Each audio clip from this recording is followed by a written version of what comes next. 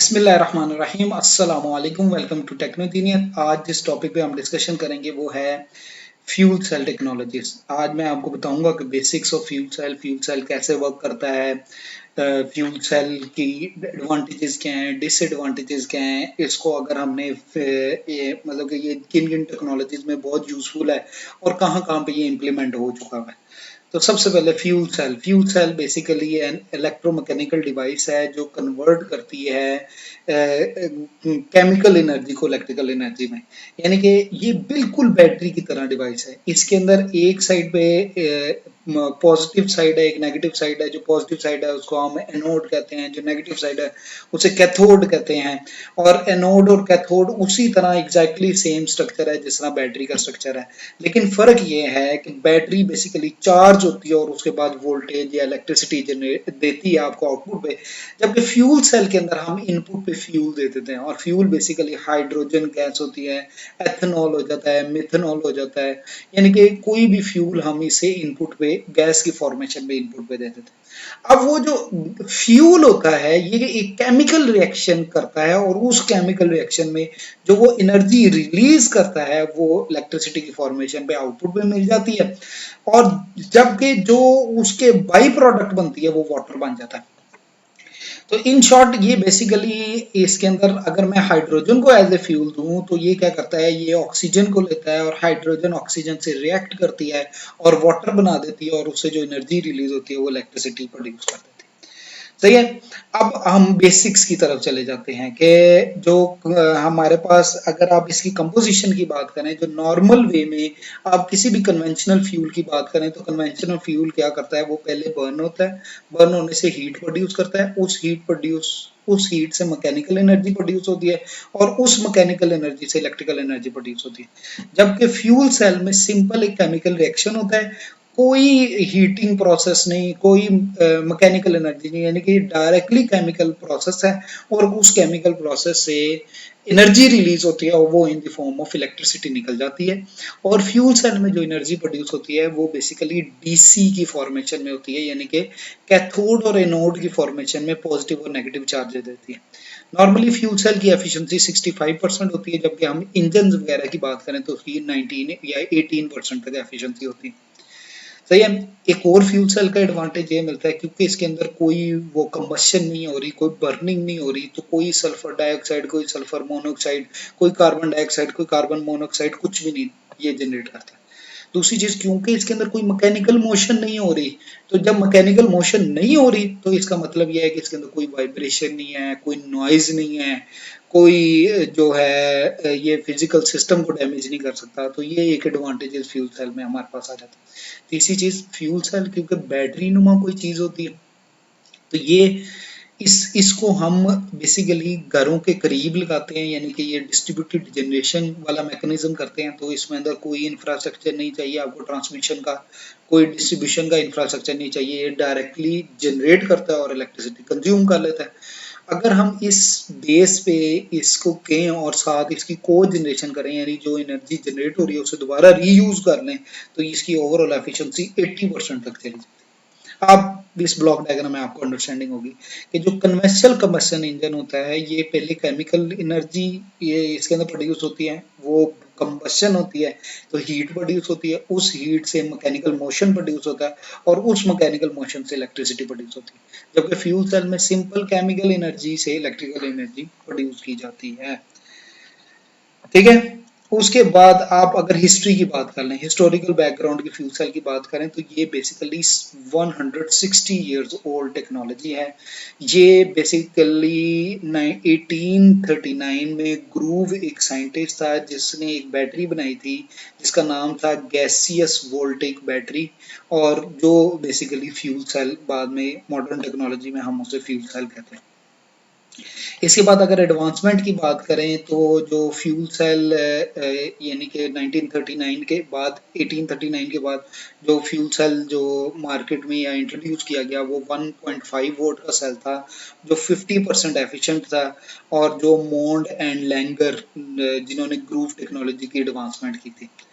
फिर उसके बाद जो 1952 में 5 किलोवाट का एल्कलाइन फ्यूल सेल बना, और जो ऑलमोस्ट जिसका वजन 2 टन के करीब यानी कि 2000 केजी के करीब था। इसी तरह कुछ सालों के बाद एलिस कैल्मर जो है, इसने 20 हॉर्स पावर का फ्यूल सेल बनाया, जिससे बेसिकली उसने ट्रैक्टर को ऑपरेट किया। फिर फ्यूल सेल एप्लीकेशंस में आप देखें तो नासा जो है स्पेसिफिकली फ्यूल सेल को यूज करती है, क्योंकि जो सैटेलाइट वगैरह के ऑपरेशंस वगैरह होते हैं उसके अंदर दो एडवांटेजेस फ्यूल सेल देता है। एक एडवांटेज इलेक्ट्रिसिटी प्रोड्यूस करता है, दूसरा एडवांटेज जो इसकी बाय प्रोडक्ट बनती है वो वाटर होती है और वाटर ड्रिंकेबल होता है। ये नासा वगैरह। अगर फ्यूल सेल की एप्लीकेशन या कंपनीज जो मेजर एफर्ट कर रही हैं फ्यूल सेल डेवलपमेंट में, इसमें बालार्ड पावर सिस्टम कनाडा की कंपनी है, जनरल इलेक्ट्रिक है, फिर International Fuel Cell Division of United Technologies है, फिर ऑनसी सबसाइडरी है, प्लग पावर, एनालिटिक पावर, फिर उसके बाद जनरल मोटर्स आ गई, फिर एज पावर, फिर ये डिफरेंट कंपनीज हैं। आप देखें तो इसमें कार्स की कंपनीज आ गई, टोयोटा, मजदा, होंडा, तोशिबा, हिटाची। ये सारी वो कंपनीज हैं जो डिफरेंट किस्म की एप्लीकेशंस में अपना विजन रखती हैं कि ये फ्यूल सेल बेसिकली फ्यूचर होगा। अब इसकी फिजिकल कंपोजिशन की बात करें तो फिजिकल कंपोजिशन में आप देखें तो एक साइड पे एनोड है, दूसरी साइड पे कैथोड है, दरमियान में इलेक्ट्रोलाइट है, और आप देखें ये बिल्कुल बैटरी जैसा मैकेनिज्म है। सिर्फ फर्क यह है कि बैटरी क्योंकि चार्ज होती है, फ्यूल सेल में हम इनपुट देते हैं वोल्टेज का, इनपुट देते हैं हाइड्रोजन का, और उस हाइड्रोजन से इलेक्ट्रिसिटी प्रोड्यूस होती है। तो फ्यूल सेल बेसिकली क्या करेगा कि ये डायरेक्ट करंट प्रोड्यूस करेगा, ये एसी करंट नहीं प्रोड्यूस कर रहा है, ये डायरेक्ट करंट प्रोड्यूस कर रहा है। तो ये उसका वर्किंग प्रिंसिपल है कि एक साइड पे ऑक्सीजन हाइड्रोजन मिलती है, दूसरी साइड से ऑक्सीजन आती है।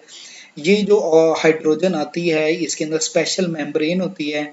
ये मेम्ब्रेन में क्या करता है, ये हाइड्रोजन को आयोनाइज करता है।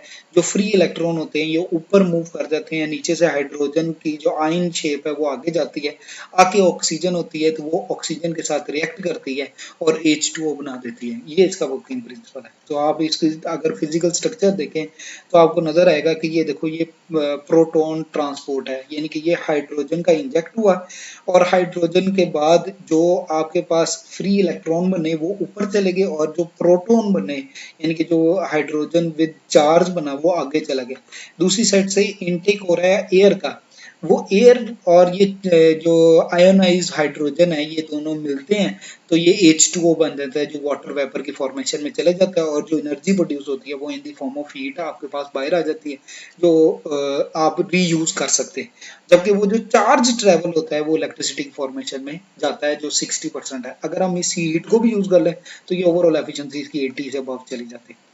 सही है ना। तो अब अगर आप देखो तो इसके मटेरियल्स में ये जो इलेक्ट्रोलाइट है इसको पैम कहते हैं, ये स्पेशल मेम्ब्रेन होती है, और यहाँ पे जो है स्पेशल प्लेट्स लगी होती हैं, यानी कि ये फ्लूइड प्लेट्स होती हैं जो बेसिकली एक साइड पे हाइड्रोजन का इंजेक्ट करती हैं, और जो अनयूज्ड फ्यूल होती है वो वापस चला जाता है।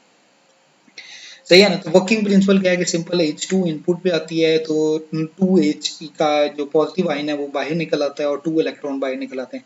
ये जो 2H प्लस है ये क्या करता है, ये ऑक्सीजन के साथ रिएक्ट करता है और H2O बना देता है, और साथ हीट प्रोड्यूस करता है, और इस सारे प्रोसेस में ये जो चार्ज फ्लो करता है ये इलेक्ट्रिसिटी आपके पास जनरेट कर देता है।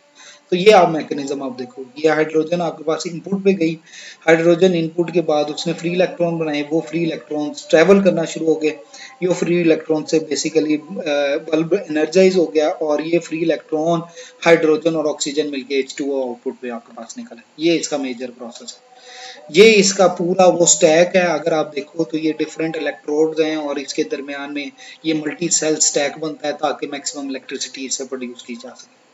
तो ये आपके पास कंप्लीट फिनोमिना आ रहा है कि नीचे मोटर लगी हुई है, हाइड्रोजन आ रही है, उसके कंप्लीट इलेक्ट्रॉन्स बन रहे हैं, उस इलेक्ट्रॉन से चार्ज फ्लो कर रहा है और उसके बाद H2 प्रोड्यूस कर रहा है। फ्यूल सेल की जो मेजर एप्लीकेशंस हैं वो ये कहते हैं कि जो इलेक्ट्रिक व्हीकल है इसको कन्वर्ट किया जा सकता है थ्रू फ्यूल सेल। तो फ्यूल सेल आप देखो, सिंपल फ्यूल सेल आ गया और साथ इंडक्शन मोटर आ गई। फ्यूल सेल इलेक्ट्रिसिटी देगा, उससे इलेक्ट्रिसिटी इंडक्शन मोटर मूव करना शुरू हो जाएगी, और फ्यूल सेल के साथ एक टैंक है जो हाइड्रोजन एनर्जी के तौर पे इसे दे दिया जाएगा और वो इलेक्ट्रिसिटी प्रोड्यूस करेगा। तो जो मेजर मैकेनिज्म होगा वो ये फ्यूल सेल आ गया, इसने ऑक्सीजन का इंटेक लिया डायरेक्ट इन्वायरमेंट से, और साथ हाइड्रोजन इसके पास थी, वो हाइड्रोजन टैंक ने वो रिएक्ट किया, उसने इलेक्ट्रिसिटी प्रोड्यूस किया और आगे इलेक्ट्रिक मोटर चलने लग पड़ी। जो मेजर एप्लीकेशन फ्यूल सेल्स की आती हैं उसमें बसेस भी एक एप्लीकेशन आती है। बसेस में क्या होता है कि हाइड्रोजन सिलेंडर छत पे लग जाते हैं, नीचे जो है फ्यूल सेल आपके पास आ जाता है और वो फ्यूल सेल का जो स्टैक है वो इलेक्ट्रिसिटी प्रोड्यूस करता है, आगे मोटर्स लगी हुई हैं और मोटर से इलेक्ट्रिसिटी जो है उसकी वर्किंग प्रिंसिपल। ये डिफरेंट बसेस चाइना के अंदर इंट्रोड्यूस हुई हैं, इसको फ्यूल सेल सिटी बस के नाम से इंट्रोड्यूस किया गया। इसी तरह निकोला एक कंपनी है या होंडाई है, ये डिफरेंट फ्यूल सेल्स के ट्रक भी बनाती है और इसका कंपोजिशन भी उसी तरह ही है। थैंक यू, जज़ाकल्लाह। आपको काफ़ी चीज़ें क्लियर हो गई होंगी। इंशाल्लाह हम नेक्स्ट लेक्चर में फ्यूल सेल्स की टाइप और उसका वर्किंग प्रिंसिपल डिटेल में समझेंगे। अल्लाह आपके लिए आसानियाँ अता फरमाए और आसानियाँ खल्क़ खुदा में तकसीम करने की तौफीक अता फरमाए। जज़ाकल्लाह।